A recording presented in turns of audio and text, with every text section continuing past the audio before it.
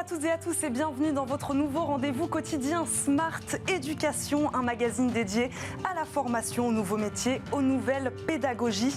Le rendez-vous qui donne un futur à la jeune génération. Nous allons parler aujourd'hui du coût des études supérieures. C'est la première fois que la FAGE, Fédération des associations générales étudiantes, publie son indicateur du coût de la rentrée et du coût de la vie pour un étudiant. Résultat, une rentrée 2021 en augmentation de 1,32% en moyenne, une charge qui pèse beaucoup sur l'avenir et le champ des possibles de la jeunesse. Pour notre invitée, Aniela Lamnawar, vice-présidente en charge des affaires sociales de la FAGE, co-rédactrice de ce rapport, nous accompagne. Bonjour. Bonjour. Merci beaucoup d'être avec nous sur le plateau de Smart Éducation. Première question assez simple, comment expliquer, comment analyser cette augmentation cette année encore du coût de la rentrée étudiante? Alors malheureusement, ça fait 19 ans qu'on fait déjà notre coût de la rentrée, donc 19 ans qu'on alerte justement sur combien coûte une rentrée. Et alors comment ça se fait et d'où vient notre méthodologie? C'est sur deux axes. Le premier, c'est spécifiquement aux charges et aux dépenses qui vont être allouées autour de septembre-août, qui prennent en compte la complémentaire santé, les frais d'inscription, le matériel pédagogique, donc vraiment ce qui est dépensé pour entrer à l'université. Et sur un autre axe, on a tous les frais de la vie courante, donc combien va coûter une année universitaire sur donc, toute l'année. Et donc là, on aura tout ce qui va être loyer, consommable, transport. Et inévitablement, on a des postes comme le loyer, justement, qui représente 50% encore du budget d'un étudiant, qui ne cesse d'augmenter et qui explique l'augmentation générale. Je le disais, en moyenne, 1,32%, c'est beaucoup pour une seule rentrée. Ce qui est beaucoup, c'est pas forcément le 1,32%, c'est le montant. On est à 2 392 €. Oui, voilà, disons-le en euros, voilà. Ça va peut-être en plus euros, parler c'est quand aux même gens. plus représentatif, plus de 2 300 € pour étudier aujourd'hui, avec par exemple les logements qui sont en moyenne à 551 € en région. Il faut bien évidemment, on distingue tout ce qui va être Île-de-France, où forcément en Île-de-France, on se retrouve à des loyers de 200 € supérieurs à la moyenne. Donc la grande tendance, vous diriez, ce qu'il faut retenir de cet indicateur, c'est plutôt le loyer, c'est ça, l'augmentation des loyers? Tout à fait, c'est les grands postes de dépenses comme les loyers, mais également par exemple les consommables qui ont énormément augmenté. Et là, ça s'explique tout simplement parce que c'est déduit sur l'inflation. Le prix de la vie augmente et forcément ça augmente aussi pour les étudiants et les jeunes. Question oblige après cette année 2020-2021 assez particulière. Quel impact a eu la crise sanitaire sur le porte-monnaie des étudiants déjà? Comment ils entament cette rentrée 2021 après ce qui s'est déjà passé depuis 1 an et demi? Alors, il faut être réaliste aussi et un petit peu pragmatique. Ce n'est pas la crise sanitaire qui a créé la précarité chez les étudiants et les étudiantes. Ça a permis une mise en lumière, justement, d'une situation qui, aujourd'hui, a atteint les limites de l'acceptable. On en est à 31 épiceries sociales et solidaires avec des heures de file d'attente pour de l'alimentaire, pour remplir les frigos des étudiants. On l'a vu, ces jeunes étudiants qui font la queue devant les banques alimentaires, en effet, depuis 1 an. Tout à fait. Donc, peut-être qu'est-ce qu'il faut retenir de cette crise, c'est la prise de conscience générale. Et donc, nous, on est positif par rapport à cela, mais on voudrait que ça aille plus loin. Maintenant qu'on a pris conscience, il faut réellement mettre des mesures. Et alors, on ne demande pas des mesures pansement, comme ce qui a pu être mis en place, 250 € par-ci, 250 € par-là. Ce qu'on demande, c'est des réformes structurelles. L'aide qui est historique, c'est par exemple les bourses sur critères sociaux. Nous, on veut que ce soit qu'il y ait une refonte qui soit réellement en profondeur et qui permette à tous les étudiants précaires de réellement en bénéficier, ce qui n'est pas le cas avec le système actuel. On va y revenir, Aniela, sur les solutions, évidemment. Pour rester toujours sur ce constat, j'ai une question à vous poser. Quels sont les étudiants les plus touchés? Parce qu'on sait que les plus précaires, souvent, donc, sont boursiers, touchent des bourses qui les aident, en effet, à payer au moins la rentrée étudiante. Est-ce que ceux pour qui c'est plus difficile, c'est pas ceux, finalement, qui sont un petit peu au-dessus, c'est-à-dire qui sont un peu moins précaires et, finalement, eux, n'ont pas d'aide? C'est peut-être l'aspect positif de la crise sanitaire, c'est qu'on s'est un petit peu détaché de l'image les boursiers et boursières sont les plus précaires. Oui, ils sont précaires, il n'y a pas de doute et on ne va pas revenir là-dessus. Malheureusement, ce n'est pas les seuls et justement, on a les classes socio-professionnelles moyennes-basses qui sont à 100 € d'écart parfois pour atteindre le premier échelon des bourses, qui sont exclus, mais du coup qui sont vraiment entre deux systèmes d'aide et qui n'ont rien. Et donc c'est tout l'intérêt, nous, de la réforme des bourses qu'on prône. On voudrait une réforme des bourses qui soit plus sur un système de palier, qui est du coup excluant, mais qui s'adapte aux besoins de chacun et chacune sous forme de jauge et qui soit beaucoup plus adaptée. Et on passerait du coup forcément avec des étudiants qui seraient beaucoup plus accompagnés et les plus précaires qu'on retrouve malheureusement dans nos épiceries. Donc il faudrait faire plus du cas par cas, selon vous? Il faudrait du coup un système surtout moins clivant. Système de jauge, ça permettrait inévitablement de ne pas faire du cas par cas, mais d'inclure tout le monde. Une question aussi, Aniela, est-ce qu'on arrive à mesurer l'impact, aussi c'est une question qu'on se pose quand on parle de précarité étudiante, est-ce qu'on arrive à mesurer l'impact de la précarité sur sa capacité à étudier sereinement? Parce qu'on parle du coup des études supérieures, en effet, on parle de précarité, on parle de cette émission Smart Éducation, donner un futur à cette jeune génération.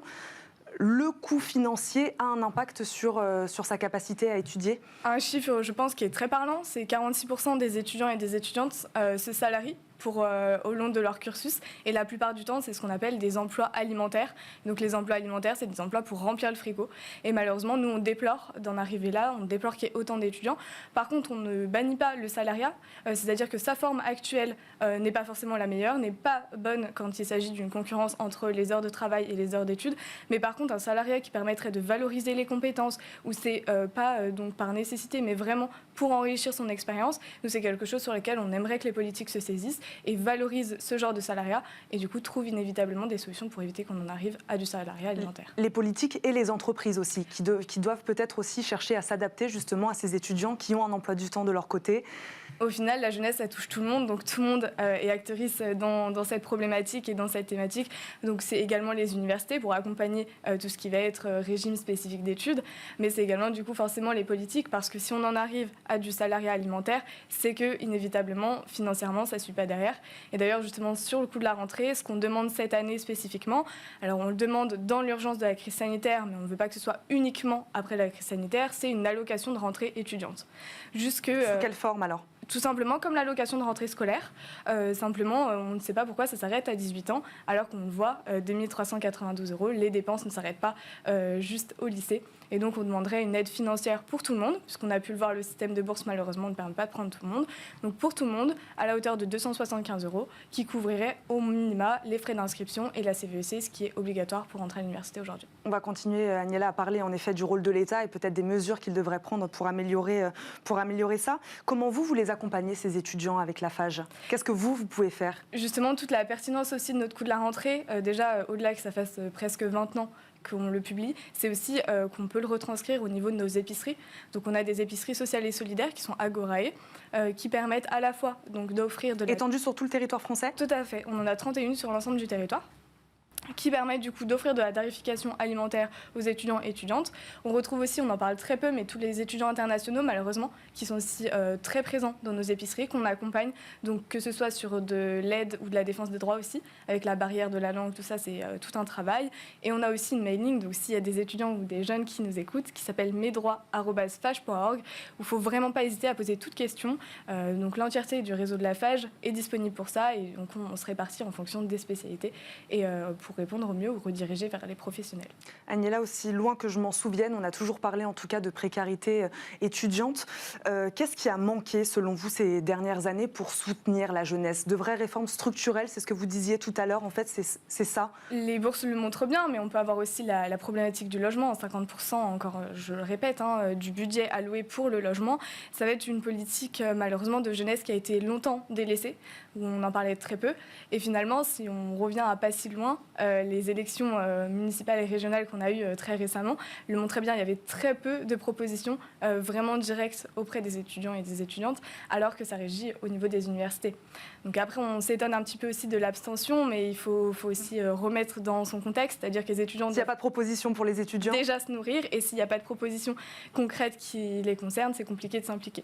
Donc ce serait un désinvestissement de ces dernières années. Et puis, par exemple, au niveau du logement, là, on sait très bien qu'il y a des zones qu'on appelle des zones tendues, qui sont malheureusement les zones universitaires. C'est des zones où il y a forte demande et du coup un prix qui explose. Les grandes métropoles françaises, Paris, Bordeaux, Marseille, j'imagine. Et forcément des foyers universitaires où là, forcément, les étudiants se retrouvent à être concurrencés et à devoir parfois passer plus de la moitié de leur budget pour juste se loger, et parfois même à renier sur leur master ou leur spécialité parce que ça se passe par exemple à Paris. Le cas de Paris est assez représentatif. Ouais. Donc là-dessus, nous, ce qu'on demande, parce qu'il faut aussi, au-delà du constat, faire des propositions. Bien sûr. Tout ce qui va être encadrement des loyers, c'est justement un dispositif qui marche, on le voit petit à petit, qui permet donc d'avoir un cadrage et que forcément l'offre et le prix ne continuent pas d'augmenter. Et donc là, c'est quelque chose qui, nous, on voudrait que ce soit étendu à l'entièreté des zones tendues et donc, in fine, des zones universitaires. Vous avez cartographié dans votre étude les villes, le coût des loyers, etc., dans chaque ville française. Est-ce que selon vous, il y a des villes qui font un peu office d'exemple quand même, certaines villes peut-être à suivre, qui font plus peut-être pour les étudiants à ce niveau-là? C'est compliqué. On a un investissement en effet des collectivités, il ne faut pas le nier non plus. Pendant la crise sanitaire, on a eu des plans pour les jeunes qui ont été mis en place, notamment sur du logement d'urgence. Donc ça, on le souligne et on essaye de développer aussi, d'informer les étudiants et les étudiantes, parce qu'on en parle très peu aussi, mais le taux de non-recours est assez élevé. Donc c'est bien de vouloir restructurer, mais il faut aussi valoriser et faire connaître les aides, parce que sinon elles ne sont pas efficaces et c'est dommage. Donc on a de ce côté-là les collectivités qui ont énormément investi.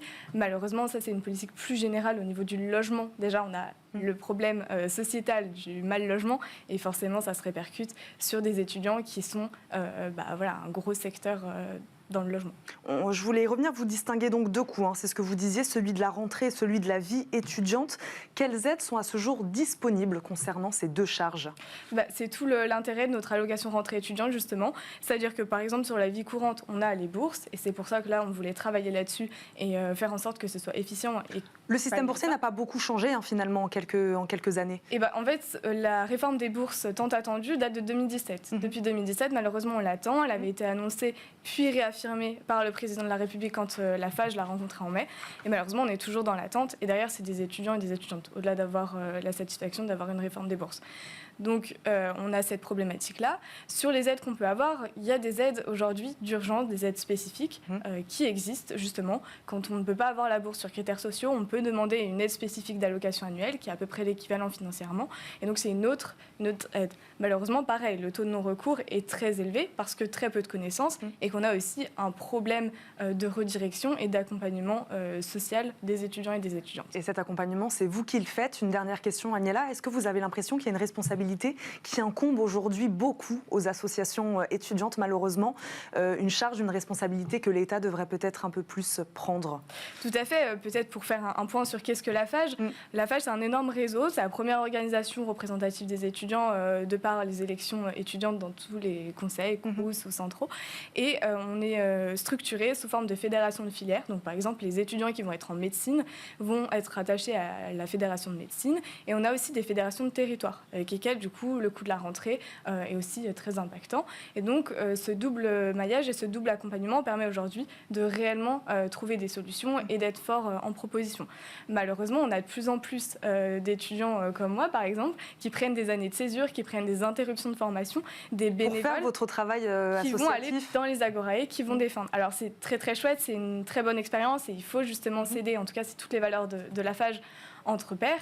Malheureusement, c'est quand même dommage qu'on en soit là, qu'on en soit à avoir des étudiants qui prennent le relais par des investissements de la politique de l'État sur la jeunesse, malheureusement. Quel âge avez-vous, par exemple, Agnella? J'ai 21 ans. 21 ans, et quelles études faites-vous? Je suis étudiante en soins infirmiers. Étudiante en soins infirmiers, voilà. En plus de vous occuper donc de cette association, la FAGE. Dernière petite question. Donc, qu'est-ce que vous attendez là, alors, du gouvernement? Il a dit qu'il allait s'investir sur cette question à la rentrée. Urgemment, on attend forcément la réforme des bourses. Aujourd'hui, on ne peut plus attendre. C'est des étudiants. Donc la mise en place de cette réforme que vous attendez depuis quelques années. Tout à fait. Depuis 2017, c'est beaucoup trop. On attend également un encadrement des loyers, des mesures pour les loyers d'urgence. On en est au-delà de nos épiceries à faire, nous, l'intermédiaire entre des particuliers qui veulent bien héberger et des étudiants qui sont à la rue. Là, pour vous donner un ordre d'idée, on en est à de nombreux appels d'étudiants qui sont dans la rue à la fin de la semaine. Donc ça, c'est juste plus possible. Et plus globalement, il faut une réforme des aides sociales et un réel accompagnement. On ne peut plus se permettre, nous, de devoir récupérer les services du CROUS, par exemple, ou les services sociaux en général, qui ne savent pas quoi faire des étudiants, alors que normalement, c'est à nous de les rediriger vers eux. Merci beaucoup, Agnella Lamnawar, vice-présidente en charge des affaires sociales de la FAGE. Merci de nous avoir accompagnés, d'avoir fait ce constat et puis de nous avoir aussi donné des solutions. Nous, on se retrouve demain, même heure, pour un nouveau numéro de Smart Éducation. Bonne journée à tous.